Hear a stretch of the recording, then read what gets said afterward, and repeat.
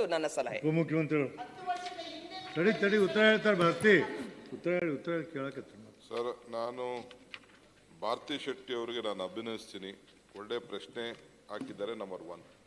ಎರಡನೇದು, being A leader legislator, at least ಇಂಥ ಟಾಯ್ಲೆಟ್ಗಳಿಗೆ ಹೋಗಿ ನೋಡ್ತಾ ಇದ್ದಾರಲ್ಲ, ಐ ಶುಡ್ ಕಂಗ್ರಾಲೇಟ್ ಯು. ನಮ್ಮ ಬೇರೆ ರೆಪ್ರೆಸೆಂಟೇಟಿವ್ ಇದ್ರ ಬಗ್ಗೆ ಆಲೋಚನೆ ಮಾಡಬೇಕು. ಆಗ ನಾವು ಹೋದಾಗ ಮಾತ್ರ ಅದ್ರ ಪರಿಸ್ಥಿತಿ ಏನು ಅಂತ ಗೊತ್ತಾಗ್ತದೆ. ನಾನು ನಮ್ಮ ಕನಕಪುರಕ್ಕೆ ಹೋದಾಗ ಇದಕ್ಕಿದ್ದಾಗೆ ನಿಲ್ಲಿಸ್ಬಿಡ್ತೀನಿ. ನಾನು ಅಲ್ಲಿ ರೋಡ್ನ ನಿಲ್ಲಿಸ್ಬಿಟ್ಟು ಟಾಯ್ಲೆಟ್ ಹೆಂಗಿದೆ ಅಂತ ನೋಡ್ತೀನಿ. ನನಗೂ ಇದನ್ನೆಲ್ಲ ಈ ಸಣ್ಣ ವಿಚಾರಕ್ಕೆ ಅಂದರೆ ಯಾರು ಜವಾಬ್ದಾರಿ ಇರೋದಿಲ್ಲ. ಸೊ ಹಂಗೆ ನಮ್ಮ ಪಬ್ಲಿಕ್ ರೆಪ್ರೆಸೆಂಟೇಟಿವ್ಸು ಇಂಥ ಒಂದು ಕಂಪ್ಲೇಂಟ್ ಮಾಡಿದಾಗ ಮಾತ್ರ ಅವ್ರಿಗೆ ಭಯ ಬರ್ತದೆ. ಇಲ್ಲ ಅಧಿಕಾರಿಗಳಾರು ಮಾಡಬೇಕು, ಇಲ್ಲ ನಾವು ಪಬ್ಲಿಕ್ ರೆಪ್ರೆಸೆಂಟೇಟಿವ್ ವಾರ್ಡ್ ಅವ್ರು ಯಾರು ಕೂಡ ಮಾಡಬೇಕು. ಈಗ ನಾವು ಎಷ್ಟೋ ಕಡೆ ಇಂದಿರಾ ಕ್ಯಾಂಟೀನ್ಗೆ ಇದಕ್ಕಿದ್ದಂಗೆ ಹೋಗಿ ಯಾವ ರೀತಿ ಊಟ ಇದೆ ತಿಂಡಿ ಇದೆ ಅಂತ ನೋಡ್ತೀನಿ. ನಾನು ಅಲ್ಲೆಲ್ಲ ಹೋಗಿದ್ದು ದಾಸರಳ್ಳಿಲೆ ಎಲ್ಲ ಮುಚ್ಚಿಬಿಟ್ಟಿದ್ದೆ. ಹಂಗೆ ಪಬ್ಲಿಕ್ ಟಾಯ್ಲೆಟಲ್ಲೂ ಬೇಕಾದಷ್ಟು ಪರಿಸ್ಥಿತಿ.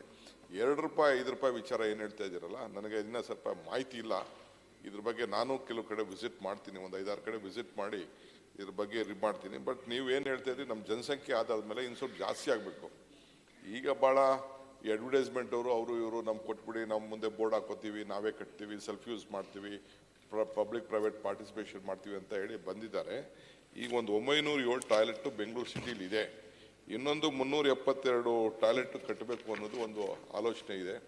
ಐಡೆಂಟಿಫಿಕೇಶನ್ ಜಾಗ, ಬಸ್ ಇದನ್ನು ಫುಟ್ಪಾತ್ ಎಲ್ಲ ಗಮನದಲ್ಲಿ ಇಟ್ಕೊಂಡು ಗೌರ್ಮೆಂಟ್ ಜಾಗದ ಸೈಡಲ್ಲಿ ಇಟ್ಕೊಂಡು ಮಾಡಬೇಕು.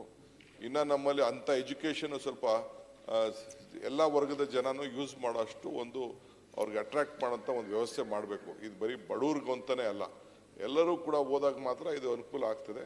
ನೀವು ಹೇಳಿರೋದನ್ನ ಖಂಡಿತ ನಾನು ಗಮನಿಸ್ತೀನಿ. ಬಟ್ ನಮ್ಮ ತೇಜಸ್ವಿನವ್ರು ಹೇಳೋದು ಅದು ಸ್ವೈಪಿಂಗ್ ಕಾರ್ಡ್ ಕಷ್ಟ. ನಾನೇ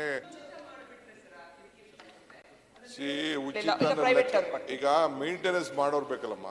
ಯಾರು ಉಚಿತ ಅಂದ ತಕ್ಷಣ ಅದಕ್ಕೆ ಲೆಕ್ಕನೇ ಇರಲ್ಲ. ನಾನು ನೋಡ್ತೀನಿ, I will examine everything is no ಅಲ್ಲ, ಪಾಸಿಬಲ್ ಅಕೌಂಟಬಿಲಿಟಿ ಇರ್ತದೆ ಅಂತ ಅಷ್ಟೇ.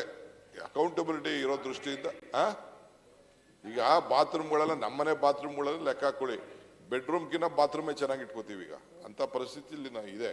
I can understand, will reexamine it. ಇನ್ನು ಒಂದು, ಅಂಗವಿಕಲರಿಗೆ ಯಾವುದೇ ಬಾತ್ರೂಮ್ ನಲ್ಲಿ ಪ್ರಾವಿಷನ್ ಇಲ್ಲ. ಅದನ್ನೊಂದು ಈಗ ಏನು ಮಾಡ್ತಾ ಇದ್ದೀರಾ ಟಾಯ್ಲೆಟ್, ವಿಕಲಚೇತನ ಅಂಗವಿಕಲ ಲ್ಯಾಂಗ್ವೇಜ್ ನೀರೇ ಇರಲಿಲ್ಲ. ನಾನು ಒಂದು ಕಡೆ ಹೋದಾಗ, ಈ ಬೇರೆ ದೂರ ಹೋಗೋದು ಬೇಡ, ನಮ್ಮ ರಾಜಧಾನಿ ಇದು ನಮ್ಮ bus stand, main bus stand ಅಲ್ಲಿ ಕೂಡ ನೀರು ಯಾಕೆ ಅಮ್ಮ ಇಲ್ಲ ಹಾಕ್ಲಿಲ್ಲ ಅಂತ ಹೇಳಿದ್ರೆ, ಟ್ಯಾಂಕರಲ್ಲಿ ನೀರು ತರಬೇಕು, ನೀರಿಲ್ಲ, ನೀರು ಬಿಡ್ತಾ ಇಲ್ಲ, ನೀವೇನು ದುಡ್ಡು ಕೊಡ್ತೀರಾ ನಮಗೆ ಟ್ಯಾಂಕರಲ್ಲಿ ಹಾಕಲಿಕ್ಕೆ?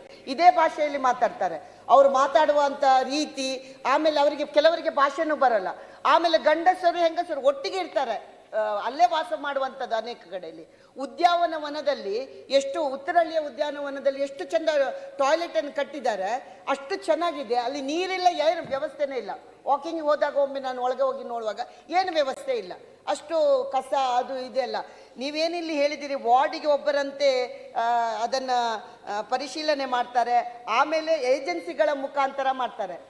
ಏಜೆನ್ಸಿಯವರ ಮುಖಾಂತರ ಅಂತ ಹೇಳಿದರೆ, ಏಜೆನ್ಸಿಯವರು ಯಾರನ್ನ ಅಲ್ಲಿ ನಿಲ್ಲಿಸಿದಾರ ಅವರಿಗೆ ಸಂಬಳ ಕೊಡ್ತಾ ಇಲ್ಲ. ಅವರು ಯಾವ ಆಧಾರದ ಮೇಲೆ ಇದ್ದಾರೆ ಅಂತ ಹೇಳಿದರೆ 2 ರೂಪಾಯಿ ಮತ್ತು 5 ರೂಪಾಯಿ ತಗೊಳ್ಳುವಂಥದ್ದು. ಇದು ಕೂಡ ನನ್ನ ಪ್ರಶ್ನೆ. ಪುರುಷರಿಗೆ 2 ರೂಪಾಯಿ, ಮಹಿಳೆಯರಿಗೆ 5 ರೂಪಾಯಿ ಅಲ್ಲಿ ಬೋರ್ಡ್ ಹಾಕಿ ಬರೆದಿದ್ದಾರೆ, ತಗೊಳ್ತಾರೆ. ಎಷ್ಟು ಅಸಭ್ಯ ಅಂದರೆ, ಮಹಿಳೆಯರು ಏನಾದರೆ ಬಂದರೆ ಕೆಲವು ಸಲ ಪರ್ಸೆಲ್ಲ ಇಟ್ಕೊಂಡು ಬರ್ತಾರಲ್ಲ, ಅರ್ಜೆಂಟಿಗೆ ಅಂತ ಬಂದರೆ ದುಡ್ಡಿಲ್ಲದ್ರೆ ಒಳಗೆ ಹೋಗ್ಲಿಕ್ಕೆ ಬಿಡೋದಿಲ್ಲ. ನಾನು ಅನೇಕ ಸಲ ನನ್ನ ಪರ್ಸಿನಿಂದ ತೆಗೆದು ಕೊಟ್ಟದ್ದು ಸಹ ಇದೆ. ಇಷ್ಟು ಅವರು 1 ಪೈಸೆನೂ ಕಡಿಮೆ ಮಾಡಲಿಕ್ಕೆ ಬಿಡೋದಿಲ್ಲ. ಮತ್ತು ಹೆಚ್ಚಿನ ಕಡೆಯಲ್ಲಿ ಪುರುಷರೇ ಕೂತಿರ್ತಾರೆ ಅಲ್ಲಿ ವಸೂಲಿ ಮಾಡಲಿಕ್ಕೆ. ಈ ರೀತಿಯ ಬಹಳ ದೊಡ್ಡ ಅವ್ಯವಸ್ಥೆಯನ್ನು ಕಾಣ್ತಾ ಇದೆ. ಇದು ಇವತ್ತು ಮಾತ್ರ ಹೇಳ್ತಾ ಇಲ್ಲ, ನಾನು 10 ವರ್ಷದ ಹಿಂದೆ ಆ ಭಾಗದಲ್ಲಿ ಕೂತು ಸಹ ಹೇಳಿದ್ದೇನೆ. 2 ರೂಪಾಯಿ 5 ರೂಪಾಯಿ ಆಗ ಕೂಡ ಚೇಂಜ್ ಮಾಡ್ತೇನೆ ಹೇಳಿದ್ದಾರೆ, ಮಾಡಿಲ್ಲ. ಏನು ಅವ್ಯವಸ್ಥೆಯಲ್ಲಿ ಬದಲಾವಣೆ ಕಾಣಲಿಲ್ಲ. ಇವತ್ತು ಕೂಡ ಅದೇ ಸ್ಥಿತಿಯಲ್ಲಿ ಎಲ್ಲ ಟಾಯ್ಲೆಟ್ಗಳು ಇರುವಂಥದ್ದನ್ನು ನಾನು ನೋಡ್ತಾ ಇದ್ದೇನೆ. ಅದರಿಂದ ದಯಮಾಡಿ ವಿನಂತಿ ಮಾಡೋದು, ಇದು ನೀವು ಇನ್ನೊಮ್ಮೆ BBMPಯಿಂದ ಇನ್ನೊಮ್ಮೆ ಅದನ್ನು ಸಮೀಕ್ಷೆಯನ್ನು ಮಾಡುವಂಥದ್ದು ಮಾಡಿಸಿ. ಸಮೀಕ್ಷೆಯನ್ನು ಮಾಡಿದಾಗ ಬಂದೇ ಬರುತ್ತಲ್ಲ ಎಲ್ಲೆಲ್ಲಿ ಇದೆ ಅಂತ. ಪ್ರತಿಯೊಂದು ಬಾತ್ರೂಮ್ನಲ್ಲಿ ನ್ಯೂನ್ಯತೆ ಇದೆ. ಇಡೀ ನಮ್ಮಲ್ಲಿರ್ತಕ್ಕಂಥ ಇದು ಶೌಚಾಲಯಗಳಲ್ಲಿ ಒಂದು 10%, 20%, 25% ನ್ಯೂನ್ಯತೆ ಇದ್ರೆ ಅಡ್ಡಿಲ್ಲ. ಇದು 75% ನ್ಯೂನ್ಯತೆಯಲ್ಲಿ ತುಂಬಿದೆ. ಆದ್ರಿಂದ ದಯಮಾಡಿ ಅದಕ್ಕೆ ಒಂದು ನ್ಯಾಯ ಒದಗಿಸಿಕೊಡ್ಬೇಕಂತ ಕೇಳ್ಕೊಳ್ತೇನೆ. ಸಭಾಪತಿಗಳೇ ಬಹಳ ಸೆನ್ಸ್ ಇಲ್ಲ ಸಭಾಪತಿಗಳೇ, ಐ ಟೇಕ್ ಒನ್ ಮಿನಿಟ್. ಪದ್ಧತಿ ಶುರು ಮಾಡ್ತೀವಿ. ಮನೆ ಸಭಾಪತಿಗಳೇ, ಸರ್ಕಾರ ಒಂದು ಶಕ್ತಿ ಯೋಜನೆ ತಂದು ಉಚಿತ ಪ್ರಯಾಣ ವ್ಯವಸ್ಥೆ ಮಾಡಿದ್ದೀರಾ. ಇವಾಗ ಡಿಜಿಟಲ್ ಪೇಮೆಂಟ್ ಬಂದ್ಮೇಲೆ ಪರ್ಸಲ್ ದುಡ್ಡು ಇಟ್ಕೊಳ್ಳೋದು ಕಡಿಮೆ.